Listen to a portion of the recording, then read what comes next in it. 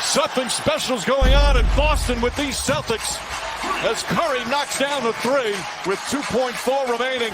And the Celtics take a 3-0 lead in this opening round. So it's Game 3 of the Celtics versus the Nets in the first round of the 2022 playoffs, and the Nets are down 3-0 in the series. And while the idea of the Nets losing to the Celtics isn't something that was viewed as unfathomable, as Boston was the number 1 seed and Brooklyn the 7th, it was at the very least unpopular, as Brooklyn was the betting favorite to win the series. But beyond the dominating fashion in which the Nets were defeated, there was one thing that stood out to me while watching these games. Nic Claxton sucks. Now, this wasn't my first time watching Claxton play, as I watched multiple games of every team throughout the season. But on a stage like the NBA playoffs and in multiple losing efforts that resulted in a sweep, he just looked horrible. A few of my boys and I were in New Orleans watching these games, and we were all thinking the exact same thing. What does he even do? Sure, his numbers weren't terrible. 10 points, 6 rebounds with 2 blocks on 79% shooting, and he did all that in 24 minutes of a game.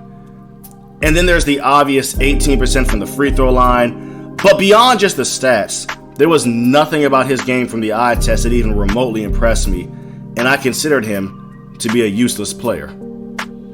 And man, was I wrong.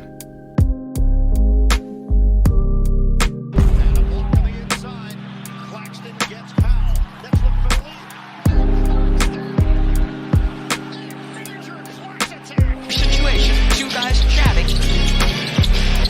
Pretty move by Claxton with a step through. I mentioned that, but used to sit here and talk about Claxton with And Sumner checking into the net. Here's a big attack at Claxton. Wow. Took step, and I asked him, this is the... Yeah, Nic Claxton can play.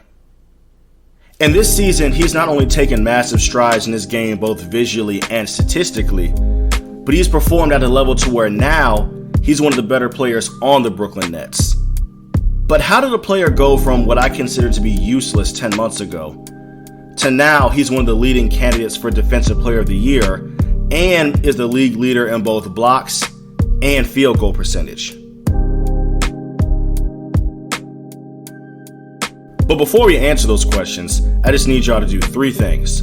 First, like. Second, subscribe. Third, hit the bell for notifications. A like and a subscription goes a long way for me and for this channel, and I appreciate everything that y'all do for it. And also be sure to comment as well. So like, subscribe, comment, and hit the bell for notifications. And let's get right back into the video. The first thing that can be credited to Claxton's improved play is the coaching change, and in particular, the change in defensive philosophy. Under Coach Jacques Vaughn, the Nets have adopted a philosophy on defense where they switch everything on ball screens. And this constant switching puts Claxton in situations where he'll have to guard positions 1 through 5. And with the length and athleticism he possesses, this is a perfect spot for him to be in. Claxton has the foot speed and lateral quickness to keep up with guards, along with the leaping ability and reach to provide excellent rim protection.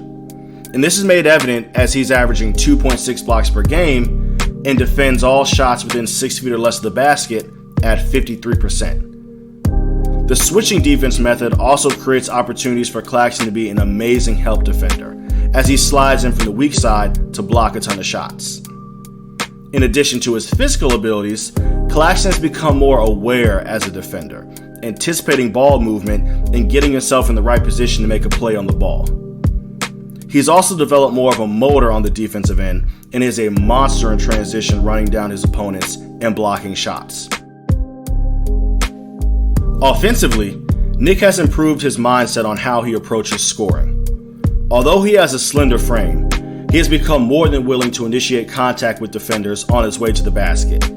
And he is one of the league leaders regardless of position when it comes to scoring on cuts towards the rim. Claxton has improved his touch around the basket and is great with hook shots and little floaters.